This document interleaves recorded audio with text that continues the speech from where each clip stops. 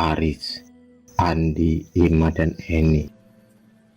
Sore itu mereka berkumpul membahas dan merencanakan liburan akhir tahun.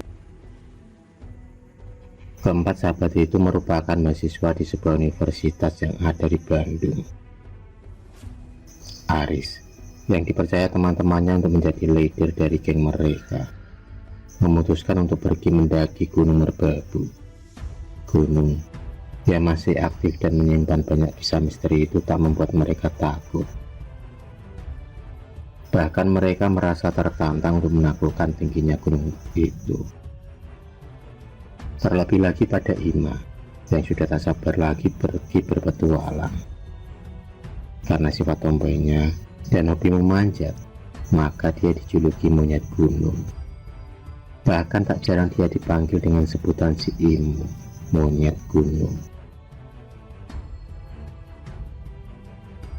Mereka merencanakan menghabiskan pergantian malam tahun baru di puncak gunung, menyalakan api unggun sambil menikmati alam semesta dan melihat keindahan kerap-kelip lampu kota dari atas gunung.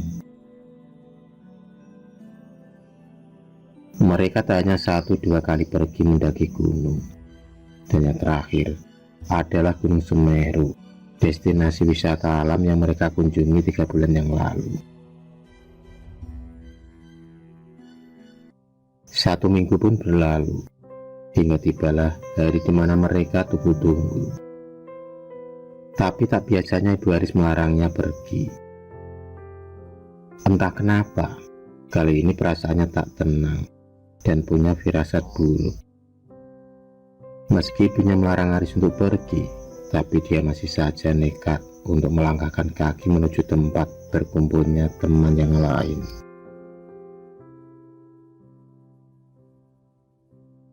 Setelah mencium kedua tangan ibunya dan berpamitan, Aris pun melaju dengan sepeda motornya.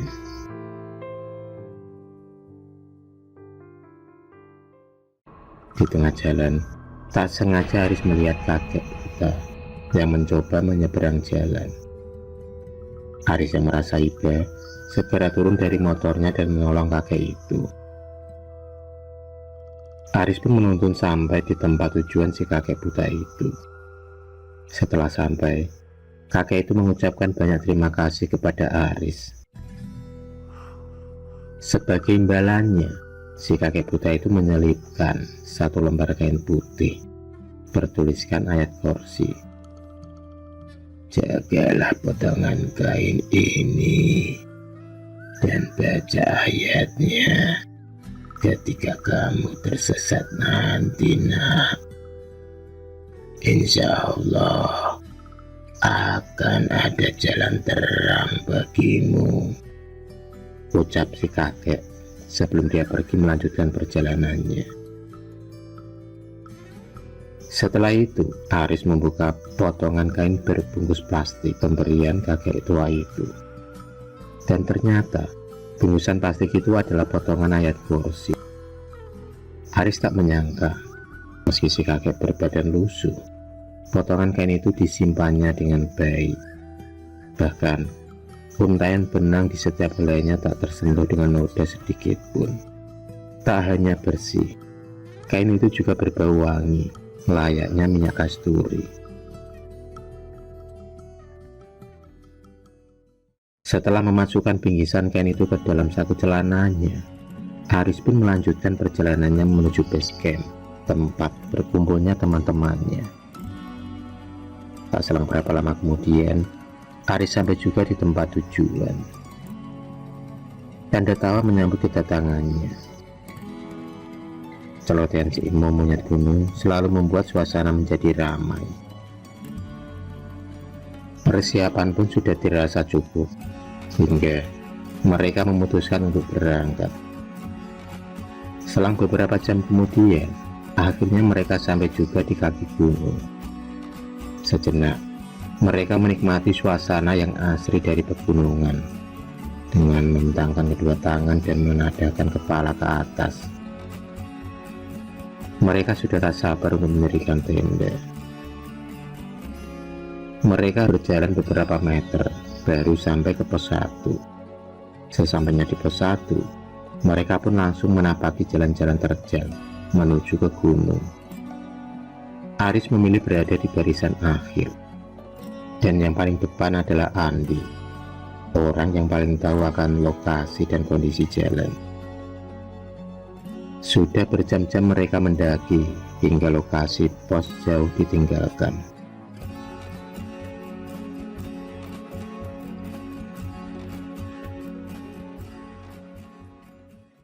Di tengah perjalanan, Aris ketinggalan dari rombongan yang lain.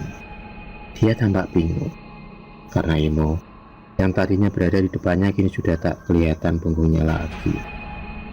Aris mencoba memanggil setiap nama teman-temannya, tapi semua tak ada sautan.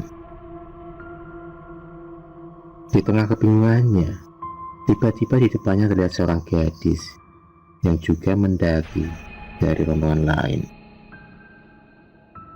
Setelah berkenalan dengan gadis itu, Aris mengajaknya melanjutkan mendaki bersama, karena ternyata gadis itu juga ketinggalan jauh dari rombongannya. Aris mulai merasa aneh karena gadis itu berwajah pucat dan hanya sedikit berbicara. Setelah beberapa jam mendaki, Aris baru sadar kalau jalan yang dilalui itu sama dan hanya berputar-putar pada satu titik lokasi saja.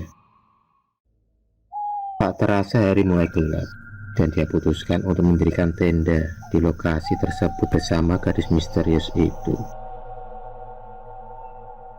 Entah kenapa, setiap ditanya, nama gadis itu hanya memalingkan wajahnya. Dan sampai detik itu juga, Aris tak berani lagi bertanya kepada gadis itu.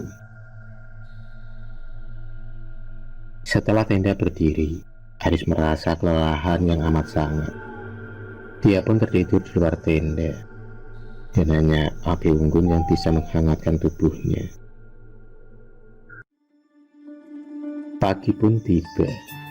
Aris pun terbangun dari tidurnya karena mendengar bisinya di jalan burung-burung. Dia berniat membangunkan si gadis misterius yang tidur di dalam tenda. Tapi Aris terkejut karena tak mendapati si gadis ada di dalam tenda. Dia kemudian mencoba mencari hingga seharian penuh, tapi dia tak menemukan gadis itu. Akhirnya Aris memutuskan untuk kembali melanjutkan perjalanannya. Tapi aneh, sungguh aneh, Aris tak bisa keluar dari lokasi tersebut. Dia tersesat dan keluar dari jalur pendakian. Dalam suasana yang penuh kebingungan, dia pun teringat akan pesan si kakek buta yang pernah dia tolong beberapa hari yang lalu. Kemudian dia mencoba merogoh saku celananya, dan dia pun membuka bingkisan plastik berisi kain itu. Lalu Aris membaca setiap potongan ayat-ayat kursi, dan perasaannya pun mulai tenang. Dia pun merasa ringan melangkahkan kakinya. Di dalam halusinasinya, seolah ada kakek tua yang menurunnya menuju ke jalur pendakian. Tak selang berapa lama kemudian, ada suara yang memanggilnya dari kejauhan. Dan ternyata suara itu adalah suara teman-temannya. Mereka menangis dan memeluk tubuhnya. Aris pun merasa bingung karena dia sehat dan baik-baik saja. Kamu itu udah hilang 3 hari, Riz. Kita mau melapor ke polisi untuk mencari kamu. Kata ini gadis cantik yang diam-diam ditaksir Aris. Aris pun menyangkal karena kepergiannya hanya 1 hari saja. Dia kemudian menceritakan kejadian yang dialaminya. termasuk bertemu dengan si gadis misterius. Setelah merasa keadaan kurang baik, akhirnya mereka memutuskan untuk berhenti mendaki.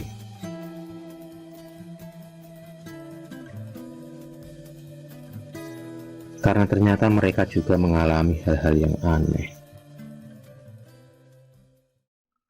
Setengah perjalanan, tiba-tiba Aris melihat tas punggung tersangkut di semak-semak belukar. Dia teringat, tas punggung itu persis dengan tas yang dibawa si gadis misterius itu. Aris lalu mengambilnya dan berniat untuk mengembalikannya nanti saat ia bertemu kembali dengan gadis itu.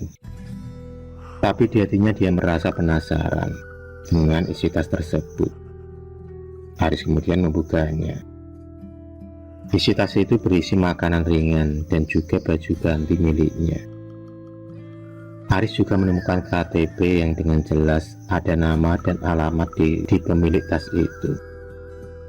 Setelah berdiskusi dengan teman-temannya, Aris memutuskan akan mengembalikan tas itu ke pemiliknya. Dengan petunjuk alamat yang ada di KTP, akhirnya mereka berhasil menemukan alamat tersebut. Dan akhirnya mereka pun bertemu dengan sang pemilik rumah, yaitu seorang ibu-ibu paruh baya berkacamata. Aris dan teman-temannya pun mengutarakan niatnya datang ke rumah itu. Tiba-tiba, si ibu menangis terisak-isak tanpa tahu penyebabnya. Imo dan Nani berusaha menenangkan si ibu itu. Di sela-sela kebingungannya, Aris melihat sisi rumah dan melihat foto gadis terpajang di dinding. Itu kan gadis misterius kemarin, gumam Aris. Setelah sedikit tenang, si ibu kemudian menceritakan kalau tas itu benar milik anaknya yang sudah meninggal 4 tahun yang lalu karena terpeleset saat mendaki Gunung Merbabu. Mendengar cerita si ibu, Aris pun kemudian gemetaran dan tak menyangka sosok yang dia temui itu adalah hantu. Atas rasa solidaritas yang tinggi, mereka ingin berziarah ke makam anak si ibu. Bagaimanapun juga mereka adalah satu anak bangsa yang mempunyai satu hobi yang sama. Tak terasa, hari mulai gelap. Si ibu kemudian menyuruh mereka untuk bermalam karena khawatir akan keadaan mereka di jalan nantinya. Dan kebetulan malam itu adalah malam tahun baru. Eni meminta izin menyalakan api unggun di halaman rumah si ibu. Si ibu pun dengan senang hati mengizinkannya karena semenjak anaknya meninggal beberapa tahun yang lalu, rumahnya menjadi sepi. Dan kehadiran mereka membuat hati ibu menjadi senang karena merasa kalau anaknya hadir kembali. Di tengah-tengah kesedihannya, di sela-sela meriahnya suasana, Aris melihat gadis itu dulu tersenyum di teras dengan sekejap lalu menghilang. Dia pun membalas senyuman itu. Kemudian Aris mengambil bungkusan plastik di sakunya. Dia pun berterima kasih kepada si kakek dan ingin bertemu kembali di lain hari.